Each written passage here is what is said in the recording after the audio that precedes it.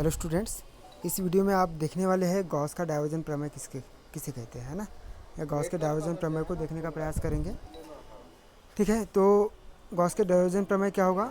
इस नियम के अनुसार सबसे पहले ये इससे देखेंगे अपन क्या कि सदिश क्षेत्र ए है। क्या है?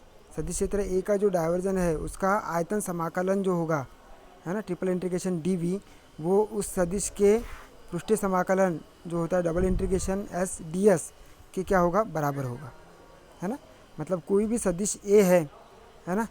यहाँ पर लिखा हुआ है हमने क्या कि किसी आयतन V पर लिए गए सदिश क्षेत्र ए के डाइवर्जन का आयतन समाकलन। देखो, सदिश क्षेत्र ए के डाइवर्जन का क्या है, यहाँ पर आयतन समाकलन है उस आयतन को घेरने वाले बंद पृष्ठ S पर लिए गए सदिश ए के पृष्ठीय समाकलन के क्या होता है, बराबर होता है ना। मतलब वेक्टर ए के किसके बराबर है, ये पृष्ठीय समाकलन डबल इंटीग्रेशन ds के क्या है, ए ds के क्या है, बराबर है ना। तो यहाँ पर क्या कर रहे हैं अपन, किसी सदिश ए के डाइवर्जेंस के आयतन समाकलन को किस में कन्वर्ट कर रहे हैं, पृष्ठीय समाकलन में कन्वर्ट कर रहे हैं, है ना। तो इस प्रमेय का जो उपयोग है वो क्या है, आयतन समाकलन को कन्वर्ट करना किसमें, उसके पृष्ठीय समाकलन में, है ना। ठीक है, मतलब ए को डाइवर्ट करना, सदिश वेक्टर ए को डाइवर्ट करना किससे, आयतन समाकलन से पृष्ठीय समाकलन में। मतलब सदिश ए को डाइवर्ट करना किसमें डाइवर्ट करना, उसके आयतन समाकलन ट्रिपल इंटीग्रेशन डीवी से किसमें, डबल इंटीग्रेशन डीएस में। और इसी प्रकार से हम क्या कर सकते हैं, उसको पृष्ठीय समाकलन से आयतन समाकलन में भी क्या कर सकते हैं, परिवर्तित कर सकते हैं, है ना। तो जो गॉस का डाइवर्जन प्रमेय होगा वो वेक्टर ए जो आयतन को घेरा हुआ है उसको हम कन्वर्ट कर सकते हैं या डाइवर्ट कर सकते हैं किसमें, उसके पृष्ठीय समाकलन में। तो डाइवर्ट करना मतलब वहाँ से सदिश क्षेत्र का कोई भी सदिश क्षेत्र है वो अपसरित होगा। जितनी फ्लक्स रेखाएं अपसरित होगी उतनी ही फ्लक्स रेखाएं जितनी आयतन से अपसरित होगी उतनी ही फ्लक्स रेखाएं कहाँ से, उसके क्षेत्रफल से संबद्ध जितना भी फ्लक्स होगा vector A into double integration vector A into कितना डी एस, इसके इक्वल होगा। ठीक है, यहाँ पर लिखा हुआ है आपने। ठीक है, तो अब इसको प्रूफ भी करना पड़ेगा।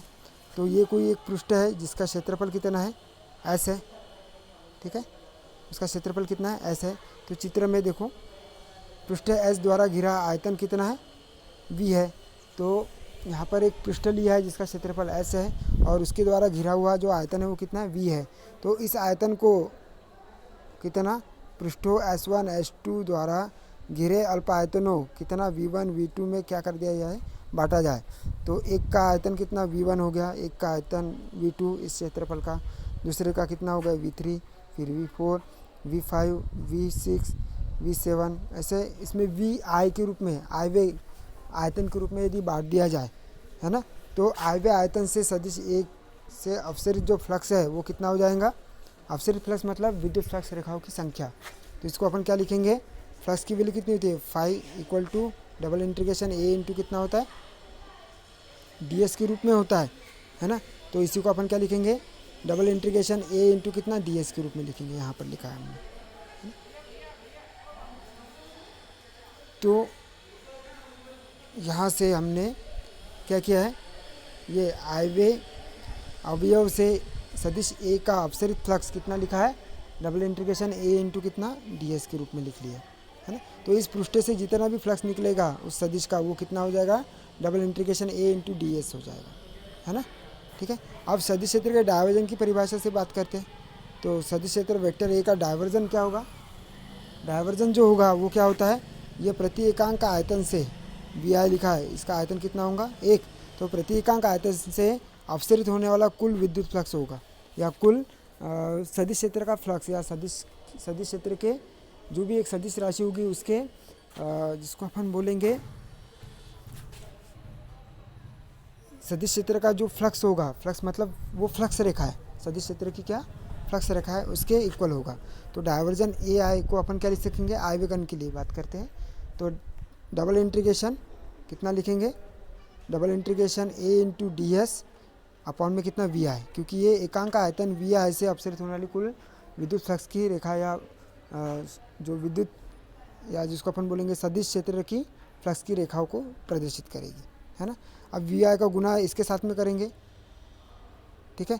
तो क्या हो जाएगा, डाइवर्जन ए आए हुए कण के लिए है इंटू कितना वी आई यहाँ पर आ जाएगा, बराबर कितना हो जाएगा, डबल इंटीग्रेशन ए इंटू कितना डी एस, है ना। अब इसको देखने का प्रयास करते कि ये चीज़ क्या है। पहले इसका कौन सा लेफ्ट हैंड साइड लेंगे और इसका फिर इसका कौन सा साइड लेंगे, राइट हैंड साइड लेंगे, है ना। तो लेफ्ट हैंड साइड क्या होगा वो देखने का प्रयास करेंगे और राइट हैंड साइड क्या होगा उसको देखने का प्रयास करेंगे, ठीक है। तो यहाँ हमने देखा अभी कि आयव्य कण के लिए, इसके लिए आयव्य अवयव से जो सदिश क्षेत्र ए का जो अपसरित फ्लक्स है वो कितना है, double integration A into D S है। और उस सदिश क्षेत्र के डायवर्जन की परिभाषा से देखा कि सदिश क्षेत्र का डायवर्जन क्या होता है, एकांक आयतन से या वी आई से अपसरित होने वाला कुल क्या होता है, फ्लक्स होता है ना, ए इंटू डी एस के रूप में, ठीक है। तो यहाँ से वी का गुना इसके साथ में करेंगे तो क्या हो जाएगा, डायवर्जन ए आयव्य अवयव के लिए है इंटू कितना वी आई बराबर double integration A into D S. अब इसके बात करते हैं, लेफ्ट हैंड साइड की बात करते हैं। तो double integration A into diversion A I into कितना वी आई, इसका जब हम समेशन करेंगे आयव्य कण के लिए नहीं, अब वो पूरे V I V two V three आदि सभी को जोड़ने पर तो इसका इंटीग्रेशन होगा। और इंटीग्रेशन क्या हो जाएगा, इस डायवर्जन का पूरा का उस वी आई अवयव जो है वो उसको किसको रिप्रेजेंट कर रहा है, संपूर्ण आयतन को रिप्रेजेंट कर रहा है। और संपूर्ण आयतन को अपन क्या बोलेंगे, उसका आयतन समाकलन ट्रिपल इंटीग्रेशन कितना बोलेंगे, v इंटू कितना डी वी बोलेंगे। इसलिए इस डी डायवर्जन ए को अपन क्या लिखेंगे, समेशन में ये जो लिखा है कि नहीं, इसको पूरा समेशन करेंगे तो इसको अपन क्या लिख सकते हैं, ट्रिपल इंटीग्रेशन ए इंटू कितना डी वी। मतलब इसी को सभी के लिए जोड़ना है, आयव्य कण के लिए सभी के लिए जोड़ना है तो पूरे आयतन के लिए आ जाएगा। पूरे आयतन के लिए यहाँ पर क्या वैल्यू आ जाएगी, इसकी वैल्यू ये ट्रिपल इंटीग्रेशन के रूप में आ जाएगा, ट्रिपल इंटीग्रेशन इंटू कितना हो जाएगा, डी वी के रूप में हो जाएगा। तो यहाँ पर लिखा है अपन ने triple integration divergence A into कितना डी वी के रूप में। मतलब इसी राशि को अपन क्या कर रहे हैं, इस राशि को हम क्या कर रहे हैं, योग कर रहे हैं पूरे आयव्य कण के लिए, या v1 v2 जो अवयव है उन सभी को योग कर रहे हैं। तो वहाँ पर क्या निकल कर आएगा, ट्रिपल इंटीग्रेशन डी वी के रूप में निकल आएगा, या डायवर्जन ए का संपूर्ण समाकलन, आयतन समाकलन जिसको अपन बोलेंगे, है ना। इसी प्रकार अब ये जो राइट हैंड साइड है ना, तो ये एस आयव्य कण के लिए, अब यदि पूरे कण के लिए निकालेंगे तो उन सभी का पृष्ठीय समाकलन आ जाएगा, है ना। तो इसको भी अपन क्या कर रहे हैं, योग कर रहे हैं या सिग्मा कर रहे हैं, तो ये भी क्या आ गया, संपूर्ण समाकलन पृष्ठीय समाकलन के रूप में आ गया वेक्टर ए का, है ना। अब ये एक समीकरण 1 और समीकरण 2 दोनों की यदि तुलना कर देंगे, समीकरण 1 और समीकरण 2 से स्पष्ट है कि जब इसका ए और ये, है ना, समीकरण ए और समीकरण 2, तो ये लेफ्ट हैंड साइड और राइट हैंड साइड बराबर है, तो ये दोनों समीकरण भी क्या हो जाएंगे, बराबर जो होंगे। तो इसको अपन क्या लिख सकते हैं, triple integration divergence A into कितना डी वी बराबर क्या लिख सकते हैं, डबल इंटीग्रेशन ए इंटू कितना डी एस के रूप में लिख सकते हैं। मतलब ये और ये दोनों कैसे बराबर है ना, क्यों, क्योंकि इन दोनों का हमने यहाँ से लिखा हुआ है ना, left hand side equal to कितना राइट हैंड साइड। तो इसके राइट हैंड साइड भी ये भी क्या हो जाएंगे, इक्वल हो जाएंगे, और इसी को अपन ने यहाँ लिखा हुआ है ना, triple integration divergence A into D V बराबर डबल इंटीग्रेशन ए इंटू कितना डी एस। तो इससे हम ये बोल सकते हैं कि वेक्टर ए के डायवर्जन का आयतन समाकलन जो होता है वो क्या होता है, उस वेक्टर ए का पृष्ठीय समाकलन के बराबर होता है। ये कहलाएगा हमारा क्या, डायवर्जन प्रमेय। तो वेक्टर ए को डाइवर्ट कर रहे हैं किससे, आयतन समाकलन से, किसमें, उस वेक्टर के पृष्ठीय समाकलन में, ठीक है। तो इस प्रकार से डायवर्जन थ्योरम हमारा क्या हो गया, सिद्ध हो गया।